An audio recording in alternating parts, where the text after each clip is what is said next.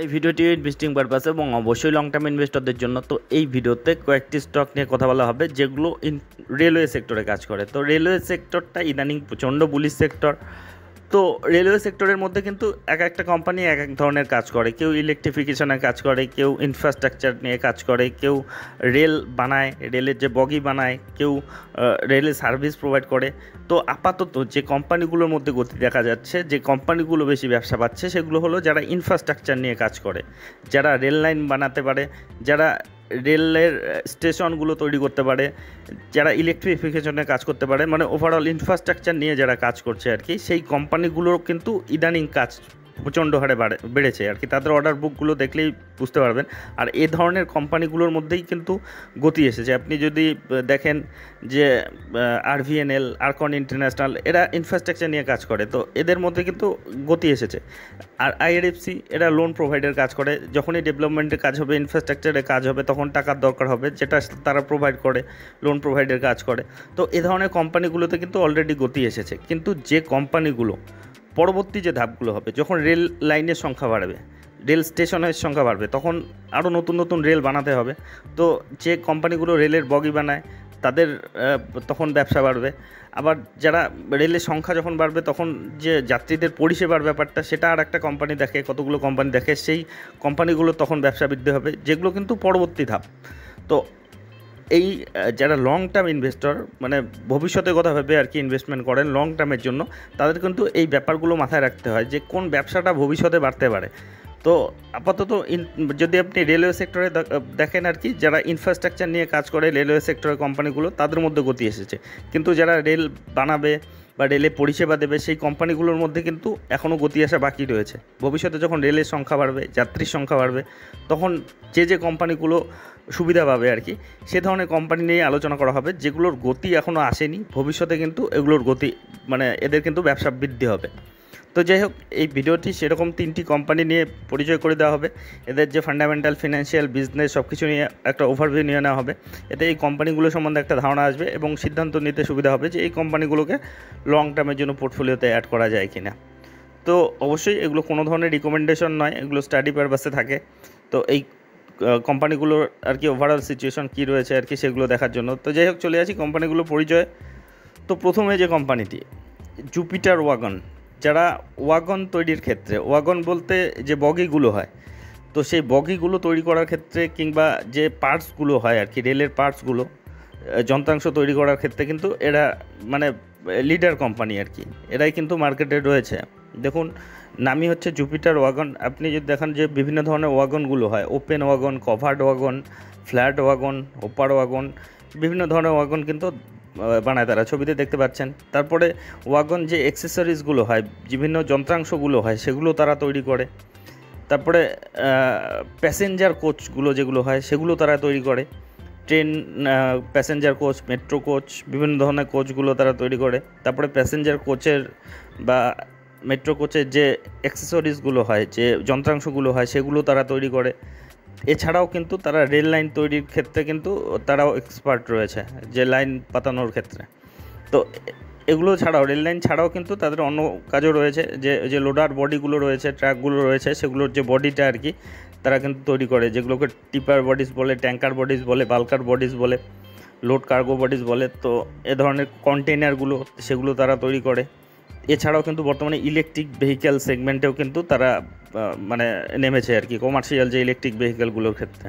তো বুঝতে পারছেন এদের বিজনেসটা মানে কী ধরনের রয়েছে। এরা মোট কথা রেলের, বিশেষ করে ওয়াগন বগি বানানোর ক্ষেত্রে কিন্তু এরা আর কি সবচেয়ে সেরা কোম্পানি। তো এদের যদি আপনি বিজনেস ভার্টিক্যাল দেখেন, দেখুন রেলওয়ে ওয়াগন তৈরির ক্ষেত্রে 78% মতো তাদের রেভিনিউ রয়েছে। 78% প্রোডাক্ট তাদের কিন্তু রেলওয়ে ওয়াগন। তারপরে লোড বডির যে অটোমেটিক ভেহিক্যালগুলো যেগুলো হয়, সেগুলোর জন্য তাদের একটা ভালো রকম 15% মতো আসে। তারপরে কন্টেইনারের জন্য 2.5% মতো আসে। এরকম কিন্তু তাদের প্রোডাক্ট ব্রেকআপ রয়েছে।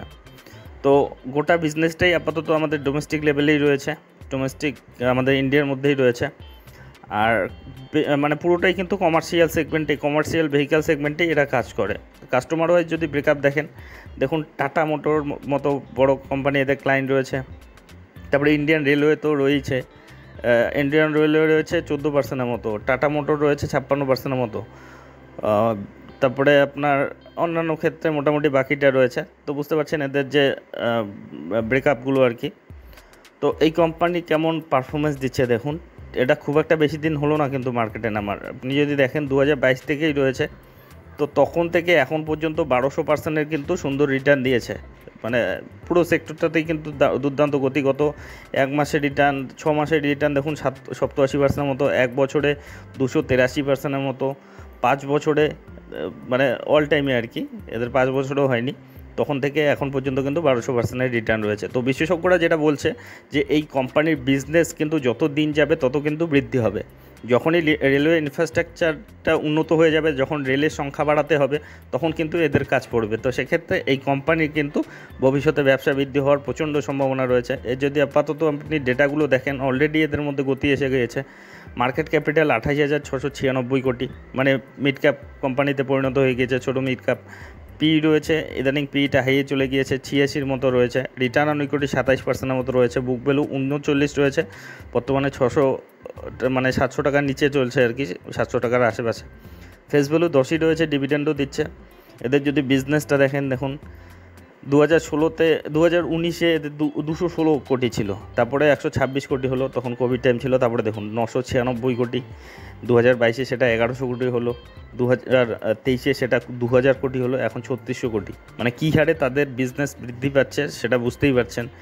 আপনি যদি দেখেন এদের প্রফিটেবিলিটি দেখুন, 2019-এ 89 কোটি ছিল, তারপরে নেগেটিভে চলে গিয়েছিল কোভিড টাইমে, তারপরে 54 কোটি, 50 কোটি, 125 কোটি, এবারে 333 কোটি। মানে দুর্দান্ত গ্রোথ রয়েছে। কোম্পানিটি কিন্তু নতুন কোম্পানি। আপনি যদি এদের ব্যালেন্স শিটেও যান, 1210 কোটি রিজার্ভ দেখতে পাবেন, খুব দ্রুত গ্রো করছে। দেখুন 2020-তে মাত্র 6 কোটি রিজার্ভ ছিল, এখন সেটা 1210 কোটি। আর ঋণ যদি দেখেন 338 কোটি দেখাচ্ছে, তার মধ্যে 330 রয়েছে আর কি শর্ট টার্মে। আর শর্ট টার্মেরটা তেমন সমস্যা করে না, এগুলো কম সময়ের মধ্যে লেনদেন হয়ে যায়। লং টার্মের যেটা সমস্যা করে, লং টার্মে মাত্র 8 কোটি রয়েছে, যেখানে তাদের যে রিজার্ভ রয়েছে 1200 কোটি। তো বুঝতে পারছেন স্ট্রং রয়েছে এদের যে ব্যালেন্স শিটটাও। আপনি শেয়ার হোল্ডিং প্যাটার্নে যান, সেখানেও 68%-এর মতো প্রোমোটার দেখবেন, এফআইআই দেখবেন 5%, 5.25%-এর মতো, ডিআই দেখবেন 2.5%-এর মতো। আর কনসিস্টেন্টলি হোল্ডিং বাড়াচ্ছে এফআইআইরা। দেখুন 2023-এ সামান্য ছিল, তারপরে 2024-এ 2%, এখন 5% ছাড়িয়ে গিয়েছে। পাবলিক রয়েছে মোটামুটি 24%-এর মতো। তো ওভারঅল মানে শেয়ার হোল্ডিং প্যাটার্নে স্ট্রেন্থ রয়েছে, আপনার ব্যালেন্স শিটে স্ট্রেন্থ রয়েছে, আর সেলস প্রফিটেবিলিটির মধ্যে কিন্তু দুর্দান্ত গ্রোথ রয়েছে। তো এই কোম্পানিটিকে কিন্তু আপনারা স্টাডি করতে পারেন। এটার কিন্তু এখনও প্রচুর গ্রোথ বাকি রয়েছে বলে বিশেষজ্ঞরা বলছে। তো এর পরে যেটা কোম্পানিতে চলে যাব, সেটা আরেকটু অন্য ধরনের কাজ করে, যেটা হচ্ছে রাইডস লিমিটেড। তো এই কোম্পানির যদি আপনি বিজনেস দেখেন, এরা যে কনসালটেন্সি, মানে ট্রান্সপোর্ট কনসালটেন্সি, তারপরে ইঞ্জিনিয়ারিং সেক্টর, এসব নিয়ে কাজ করে, বিশেষ করে রেলওয়ে সেক্টরে আর কি। বিভিন্ন ধরনের কনসালটেন্সির কাজ কিন্তু তারা করে। তো এদের যদি আপনি প্রোডাক্ট দেখেন, বিভিন্ন কনসালটেন্সি সার্ভিস থেকেই ম্যাক্সিমামটা তারা আনে, যে 51%-এর মতো রেভিনিউ তারা সেখান থেকে আনে। তারপরে টাঙ্কি যে ইপিসি রয়েছে আর কি 38%-এর মতো আনে। তারপরে এক্সপোর্ট থেকে 5%-এর মতো আনে, লিজিং থেকে 6%-এর মতো আনে। আর এদের বিজনেস কিন্তু ছড়ানো বিজনেস রয়েছে। আমাদের ইন্ডিয়াতে তো রয়েছে, বিদেশেও কিন্তু এদের বিজনেস রয়েছে। যেমন ইন্ডিয়াতে 82%-এর মতো, আফ্রিকাতে 15%-এর মতো, এশিয়াতে 2.5%-এর মতো, এরকম কিন্তু তাদের রয়েছে। আর অর্ডার বুকও কিন্তু বড়সড় রয়েছে। কনসালটেন্সির ক্ষেত্রে প্রায় 2600 কোটির মতো অর্ডার রয়েছে। টাঙ্কির ক্ষেত্রে প্রায় 22,000 কোটির ওপরে, 2200 কোটির মতো অর্ডার রয়েছে। তারপরে লিজ রোডের ক্ষেত্রে 177 কোটির অর্ডার রয়েছে। মানে প্রত্যেকটা সেগমেন্টে কিন্তু তাদের অর্ডার রয়েছে। তো এই কোম্পানির যদি আপনি ইদানিংয়ের পারফরমেন্সও দেখেন, দেখুন গত 6 মাসে মোটামুটি 43%-এর মতো রিটার্ন দিয়েছে, 1 বছরে 97%-এর মতো সুন্দর রিটার্ন দিয়েছে, আর 5 বছরে 235%-এর মতো রিটার্ন দিয়েছে। তো এই কোম্পানির যেটা বিজনেসের ধরন, তাতে কিন্তু যখন যে ইনফ্রাস্ট্রাকচার তৈরি হয়ে যাবে, রেলের সংখ্যা বাড়বে, তখন কিন্তু এদের কাজ বেড়ে যাবে। তো সেজন্য এই কোম্পানিটিকে আর কি কভার করা হচ্ছে। তো এই কোম্পানির যদি আপাতত ফান্ডামেন্টাল প্যারামিটারগুলো দেখুন, 18,000 কোটি এর মার্কেট ক্যাপিটাল, প্রাইস আর্নিং রেশিওটা এখনও কিন্তু ঠিকঠাক রয়েছে, মানে ভ্যালুয়েশনটা ঠিকই বলা যায়, 40-এর মতো রয়েছে। রিটার্ন অন ইকুইটি 17.5%-এর মতো রয়েছে। বুক ভ্যালু 109 রয়েছে, 772 টাকার আশেপাশে চলছে। ফেস ভ্যালু 10 রয়েছে, ডিভিডেন্ডও দিচ্ছে প্রায় মোটা সোটা 2.66%-এর মতো। আপনি বিজনেস দেখুন এদের 2020-তে 2400 কোটি ছিল, তারপরে 1900 কোটি হয়ে গিয়েছিল সে সময় কোভিড টাইম, তারপরে দেখুন 2600 কোটি, এবারে 2400 কোটি, একটু ফ্ল্যাটিস দেখা যাচ্ছে ইদানিং আর কি। তো কিন্তু ওভারঅল তাদের যদি এভারেজ পারফরমেন্স দেখেন আর কি লং টার্মে হিসেবে কিন্তু তাদের গ্রোথ রয়েছে। আপনি প্রফিটেবিলিটি দেখুন 2019-এ 490 কোটি ছিল, তারপরে 600 হলো, 400 হলো, 500 হলো, 550, 500-র কাছাকাছি, মানে একই রেঞ্জের মধ্যে ঘুরোঘুরি করছে। তো যাই হোক, এই কোম্পানিটির যদি আপনি ব্যালেন্স শিটটা দেখেন 2369 কোটি রিজার্ভ রয়েছে, প্রচণ্ড শক্তিশালী রিজার্ভ, যেটাও দ্রুত গ্রো করছে। আর ঋণ, এই কোম্পানি কিন্তু একেবারেই ঋণ নেই, মানে ঋণ মুক্ত কোম্পানি। এটা 8 কোটি লিজ লায়াবিলিটি রয়েছে, মানে লং টার্মে শর্ট টার্মে কোনো কিছুতেই ঋণ নেই। ভীষণ একটা কিন্তু পজিটিভ ব্যালেন্স শিট রয়েছে এদের।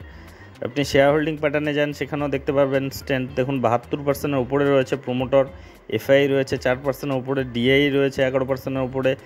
দেখুন এফআইরা কনসিস্টেন্টলি হোল্ডিং বাড়াচ্ছে, আর পাবলিক রয়েছে 12.53%-এর মতো। তো এই কোম্পানিরও যেটা বিজনেসের ধরন রয়েছে তাতে কিন্তু এই কোম্পানিও ভবিষ্যতে আর কি এই সেক্টরে কিন্তু ভালো রকম ব্যবসা তাদের বাড়াবে বলে বিশেষজ্ঞরা বলছে।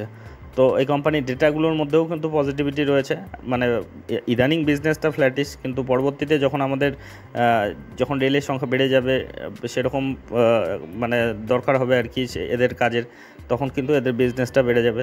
তো যাই হোক, এই কোম্পানিটিকে আপনারা নজরের মধ্যে রাখতে পারেন। আচ্ছা, এরপরে যেটা কোম্পানি সর্বপরিচিত আইআরসিটিসি, তো Indian railway catering and tourism corporation, যেটা বর্তমানে 1000 টাকার যে লেভেলটি গন্ডি সেটা কিন্তু পেরিয়ে গিয়েছে।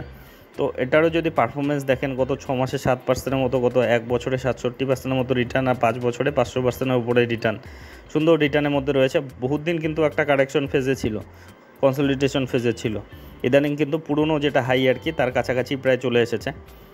তো যাই হোক, এই কোম্পানির তো অবশ্যই যখন ইনফ্রাস্ট্রাকচার সব কিছু কাজ শেষ হবে, সর্বশেষে কিন্তু ফল ভোগ করবে এরা। তখন রেলের সংখ্যা বাড়বে, তখন যাত্রীর সংখ্যা বাড়বে, তখন তাদের পরিবেশ মানে তাদের যে পরিষেবা দেওয়ার ব্যাপারটি তখন আরও বড় আকারে এদেরকে নিতে হবে, তখন কিন্তু এদের ব্যবসা বৃদ্ধি হবে। এদের মেন বিজনেস আপনারা জানেন যে টিকিটিং, যত লোক বেশি টিকিট কাটবে তত এদের ফায়দা, যত বেশি লোক ট্রেনে উঠবে তত বেশি এদের ফায়দা, কারণ এরা ক্যাটারিংয়ের কাজ করে, সে খাবার দাবার পরিবেশনের কাজ করে। তো এ ধরনের কোম্পানিগুলোর মধ্যে কিন্তু ভবিষ্যতে আর কি গ্রোথটা আসবে, যেটা অলরেডি চলে এসেছে যারা কনস্ট্রাকশন নিয়ে কাজ করে, ইনফ্রাস্ট্রাকচার নিয়ে কাজ করে। তো আর আইআরসিটিসির মতো কোম্পানি কিন্তু আসবে পরবর্তীতে, এই যে কোম্পানিগুলো নিয়ে কথা হচ্ছে আর কি। তো এই কোম্পানির যদি আপনি দেখেন, এরা টিকিট থেকেই সবচেয়ে বেশি রেভিনিউটা আসে, না ক্যাটারিং থেকেই সবচেয়ে বেশি রেভিনিউ আনে 45%-এর মতো, তারপরে ইন্টারনেট টিকিটিং থেকে 29-30%-এর মতো রেভিনিউ আনে, ট্যুরিজম থেকে 13%-এর মতো আনে, তারপরে রেল নিট যে হয় যে জল পরিষেবা সেটা কিন্তু দেয় তারা, সেখান থেকে 7%-এর মতো রেভিনিউ আসে, তারপরে আরও অন্যান্য থেকে 4-5%-এর মতো আসে, এরকম কিন্তু তাদের বিজনেস রয়েছে। তো আপনি যদি ট্যুরিজমের ক্ষেত্রে ব্রেকআপ দেখেন, সেরকম বিভিন্ন ধরনের ট্যুরিজম তাদের রয়েছে। তো যাই হোক, সেগুলো ব্রেকআপ দেখার দরকার নেই, মোট কথা এদের বিজনেস যেরকম রয়েছে আর কি, যখন আরও সংখ্যা বাড়বে, রেলওয়ের সংখ্যা বাড়বে, রেলের যাত্রীর সংখ্যা বাড়বে, তখন কিন্তু এই কোম্পানির বিজনেসে কিন্তু মানে তখন রেভিনিউটা কিন্তু একেবারে শুট আউট হবে এদের। তো যাই হোক, এই কোম্পানির যদি আপাতত ফান্ডামেন্টাল প্যারামিটারগুলো দেখেন, 83,000 কোটি মার্কেট ক্যাপিটাল রয়েছে, পি রয়েছে 72-এর মতো, রিটার্ন অন ইকুইটি 40%-এর মতো রয়েছে, বুক ভ্যালু 40 রয়েছে, বর্তমানে 1000 টাকার উপরে চলছে, ফেস ভ্যালু 2 রয়েছে, ডিভিডেন্ড দিচ্ছে 0.53% হিসাবে। তো এই কোম্পানির যদি আপনি বিজনেসটা দেখেন, এদের বিজনেসেও কিন্তু কনসিস্টেন্ট গ্রোথ রয়েছে। দেখুন 2020-তে 2200 কোটি, তা কোভিড টাইমে তো একবারে ব্যবসা বন্ধই বলতে গেলে, তখন 777 কোটি, তারপরে 1800 কোটি, 1800 থেকে একবারে 3500 হলো, 3500 থেকে এবারে 4200 কোটি। তো অবশ্যই তাদের বিজনেসে তো দুর্দান্ত গতি রয়েছে। আপনি যদি প্রফিটেবিলিটি দেখেন, 2020-তে 513 কোটি ছিল, এখন সেটা 1100 কোটি, মানে এই 4-5 বছরেই মোটামুটি তারা দ্বিগুণ করে দিয়েছে তাদের ব্যবসা। তো এই কোম্পানির যদি ব্যালেন্স শিটও যান, প্রচণ্ড স্ট্রং ব্যালেন্স শিট, 3000 কোটির এদের রিজার্ভই রয়েছে, যেটা খুব দ্রুত গ্রো করছে। 2019-এও 900 কোটি ছিল, এখন 3000 কোটি ছাড়িয়ে গিয়েছে। ঋণ নেই বললেই চলে, 60 কোটির মতো দেখাচ্ছে, যেটা কিন্তু পুরোটাই লিজ লায়াবিলিটি রয়েছে, না লং টার্মে না শর্ট টার্মে কোনো কিছুতেই ঋণ নেই, প্রচণ্ড স্ট্রং এর ব্যালেন্স শিট। শেয়ার হোল্ডিং প্যাটার্নে যান, সেখানেও কিন্তু 62%-এর মতো প্রমোটার তো রয়েছে আমাদের গভর্নমেন্ট অফ ইন্ডিয়া, আর 8%-এর মতো এফআই রয়েছে, ডিআই রয়েছে 12.72%-এর মতো। আর ইদানিং আপনি যদি লক্ষ্য করে থাকেন, এফআই ডিআইটা হোল্ডিং বাড়িয়েছে, দেখুন 6% থেকে 7% হয়েছে, 7 থেকে 8 হয়েছে। এফআই ডিআই যদি দেখেন 9% ছিল, 10% হয়েছে, 11, এখন 12, প্রায় 13%-এর কাছাকাছি। ইদানিং কিন্তু হোল্ডিং বাড়াচ্ছে, মানে বহুত দিন কিন্তু এটা পারফরমেন্স দেয়নি, গত 2-2.5-3 বছর ধরে কিন্তু কোনো পারফরমেন্সই দেয়নি। আর দেখুন হোল্ডিং কমিয়েছে কিন্তু পাবলিকরা, কারণ আমাদের মতো রিটেল ইনভেস্টাররা অতটা লং টার্মে হোল্ড করারও কিন্তু মানসিকতা থাকে না, বা যখন রিটার্ন দেয় না তখনই কিন্তু বেরিয়ে যায়। আর তারা কিন্তু মানে ইনস্টিটিউশন কিন্তু ঠিকঠাক উল্টোটা করে, যখন পাবলিক বেরিয়ে যাওয়া শুরু করে তখনই কিন্তু তারা এন্ট্রি মারে। দেখুন যখন রিটার্ন দিচ্ছে না আর কি, গত 2-3 বছর ধরে পাবলিকরা কিন্তু কনসিস্টেন্টলি কমাচ্ছে। দেখুন 22% ছিল, 21% হয়েছে, 21 থেকে 20 হয়েছে, 20 থেকে 19 হয়েছে, 19 থেকে 18 হয়েছে, 18 থেকে 16 হয়েছে। আর যত পাবলিক কমাচ্ছে দেখুন ইনস্টিটিউশন কিনে নিচ্ছে। এদিকে ডিএ 8 থেকে 10 হয়েছে, 10 থেকে 11 হয়েছে, 11 থেকে 12 হয়েছে। এদিকে 6 থেকে 7 হয়েছে, এফআই 7 থেকে এখন 8 হয়েছে। মানে পাবলিক কমাচ্ছে আর ইনস্টিটিউশন হোল্ডিং বাড়াচ্ছে। তো এগুলোই আর কি এই মানে কোম্পানির ক্ষেত্রে পজিটিভ সাইন আর কি, আমাদের মতো রিটেল ইনভেস্টরদের ক্ষেত্রে। তো যাই হোক, এই কোম্পানি তিনটি কোম্পানিরই কিন্তু বিজনেস তো স্ট্রং রয়েছে, কিন্তু ভবিষ্যতে আর কি এদের বিজনেসটা কিন্তু ভবিষ্যতে আর কি গ্রো করবে। মানে যেটা ইদানিং যে গতিটা দেখা যাচ্ছে রেলওয়ে সেক্টরে, তার মধ্যে যে কোম্পানিগুলো দেখা যাচ্ছে, তো এদের কাজের ধরনটা কিন্তু একটু অন্যরকম। তো এদের কিন্তু পরবর্তীতে কাজটা কিন্তু এদের ব্যবসাটা কিন্তু বৃদ্ধি হবে। তো সেই জন্য এই কোম্পানিগুলোকে পরিচয় করিয়ে দেওয়া হলো। তো যাই হোক, এ ধরনের ভিডিও যদি আপনাদের উপকারে লেগে থাকে তবে অবশ্যই চ্যানেলটি সাবস্ক্রাইব করে রাখবেন। আর এগুলোকে ইন্ডিভিজুয়ালি কভার করা হয়, প্রশংসা করা হয়, তাই বলে কোনোদিনও এগুলোকে রিকমেন্ডেশন হিসেবে নেবেন না আমার তরফ থেকে, কারণ আমি শেয়ার বাজারে কোনো বিশেষজ্ঞ নই কিংবা সেবি রেজিস্টার্ড অ্যানালিস্টও নই। আমি যা দেখছি, শিখছি, অনুভব করছি সেগুলোই আপনাদের সঙ্গে শেয়ার করছি। আর আপনি যখন ইনভেস্টমেন্ট করতে যাবেন তখন আরও ডিপলি অ্যানালাইসিস করবেন, আপনার যে ফিনান্সিয়াল অ্যাডভাইজার রয়েছে তাদের উপদেশ নেবেন। আর অবশ্যই রিস্ক ম্যানেজমেন্ট ঠিকঠাক রেখে তবেই কিন্তু ইনভেস্টমেন্টের কথা ভাববেন। আর এই স্টকগুলো সম্বন্ধে আপনাদের কি ধারণা অবশ্যই কমেন্ট বক্সে লিখে জানাবেন। তো যাই হোক, ভিডিওটি শেষ পর্যন্ত দেখার জন্য